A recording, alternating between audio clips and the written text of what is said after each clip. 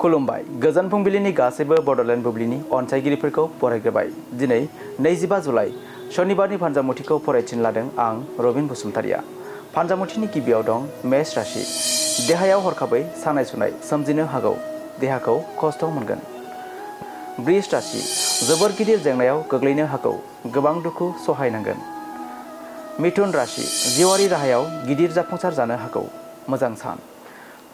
कर्कट राशि। माबा खोथाखौ लानानै दान्थे बिदान्थे जालायनो हागौ, सुथुरा बांगोन। सिंह राशि। गाज्रि खामानिनि थाखाय बहाबा दावबायनांनो हागौ, सांग्राङै थानांगोन। कन्या राशि। जिउआरि राहायाव जेंना नुजानो हागौ, सांग्राङै सोलिनांगोन। तुला राशि। लामा हान्थिनाय समाव गोग्लैनो हागौ, मोजाङै हान्थिनांगोन। वृश्चिक राशि। समाजारि बिथिङाव मोजां मान मोनगोन, नोंथांनि मुङा गोसारगोन। धनु राशि।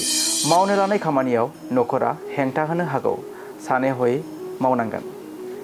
मकर राशि। फालांगियारि बिथिङाव मुलाम्फा मोननो हागौ, राङारि बिथिङाव मोजां सान। कुम्भ राशि।